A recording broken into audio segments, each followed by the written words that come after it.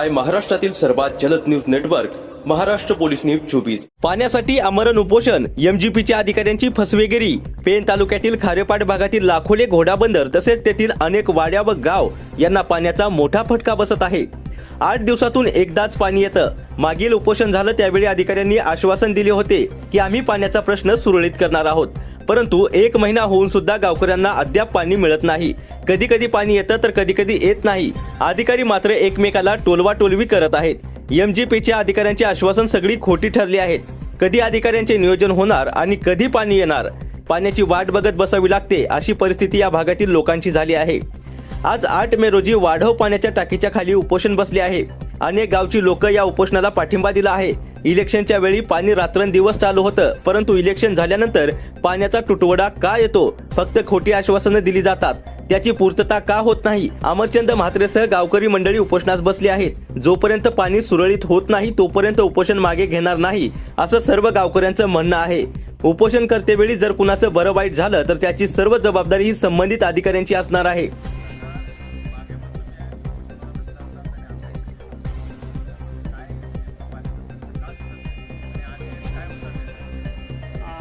खारेपाटातील पाणी प्रश्नाबाबत 25 मार्च ते 28 मार्चपर्यंत माझं उपोषण चालू होतं। त्या दरम्यान पाणी पुरवठा विभागाने येऊन मला विनंती केली की आम्हाला एक 15 दिवस द्या।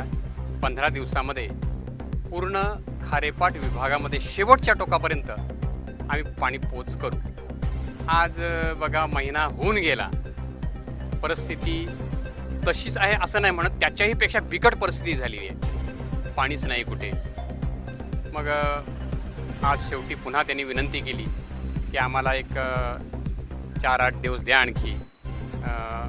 आम्ही ते खारेपाटा विभागामध्ये शेवटच्या टोकापर्यंत पाणी पोच करण्याचा प्रयत्न करतोय। तर म्हटलं 4-8 कशाला दिवस देऊ, कारण त्यांचा स्वभावाकडे पाहिलं तर मी त्यांना 15 दिवस दिलेले आहेत, पण उपोषण सोडणार नाही। 15 दिवस मी फक्त पाण्यावर जगू शकतो, मरणार नाहीत। तर 15 दिवसामध्ये तुम्ही करा, आणि मरणच पाहिजे असेल तर आणखी अवधी घ्या। त्या गहिवरल्या आणि त्यांनी सांगितलं मग आता आम्ही तुमच्या खारेपाट विभागामध्ये शेवटच्या टोकापर्यंत पाणी जाण्यासाठी प्रयत्न करतोय। काय काय प्रयत्न केलेत ते सांगितलं। आता ते इंजिनियर लोक आहेत, सुशिक्षित लोक आहेत, नोकरदार वर्ग आहे, तर ह्याच विषयावर तर त्यांना सगळं माहिती आहे की खारेपाट विभागामध्ये पाणी कशा प्रकारे पोच होणार आहे आणि कुठे अडले ते त्यांना माहिती आहे। मी गरीब शेतकरी आहे, मला फक्त इतर दिवशी जे पाणी फोर्समध्ये यायचं तेवढंच मला दिसतोय, तर मी सांगणार काय? नाही मग तुम्ही सांगा। तर आता मी गरीब शेतकरी हेच सांगू शकतो की तुम्ही काय करा माहिती आहे, एकाच वेळी ज्या निवडणुका घेता ना त्या टप्प्याटप्प्याने घ्या निवडणुका। सरकारला सांगा तुम्ही की टप्प्याटप्प्यानं निवडणुका घ्या। त्याच्याने काय होईल माहिती आहे का, टप्प्याटप्प्यानं जर निवडणुका घेतल्या तर सतत पाणी राहील आमच्या लोकांना, जे आम्ही अनुभव घेतो। आणि टप्प्याटप्प्यानं निवडणुका घेतल्या कारणानं टप्प्याटप्प्यानं फुटणारे जे पाईप आहेत ना ते फुटणार नाहीत, आणि मग शासनाचा म्हणजे आमचा पैसाही वाचेल। कारण एक लिकेज काढण्यासाठी काहीतरी 3-4 लाख रुपये लागत असतील, ते असे किती वेळ हे पाईप तुटतात। मग जेवढा पाईप तुटण्यासाठी ते जोडण्यासाठी जेवढा खर्च येतो ना तेवढा निवडणुकीला येणार नाही, म्हणून त्यांनी काही टप्प्याटप्प्याने निवडणुका घ्यावा, खर्चही वाचेल। अहो ते तर काय म्हणतच नाही आणि येत पण नाहीत। ते सांगतात आमचं काय तिथे काम नाही आहे, ते फक्त ग्रामीण पाणी पुरवठा विभाग तेच पाहू शकतील, तेच त्यांना उत्तर देऊ शकतील।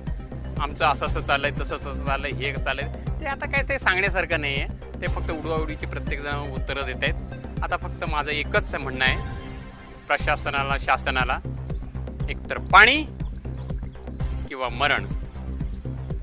जर तुम्ही पाणी थांबवू शकता पण माझं मरण थांबवू शकत नाहीत, आणि ह्या सर्व गोष्टीला जबाबदार शासन आणि प्रशासन राहील। बस मला एवढंच बोलायचं।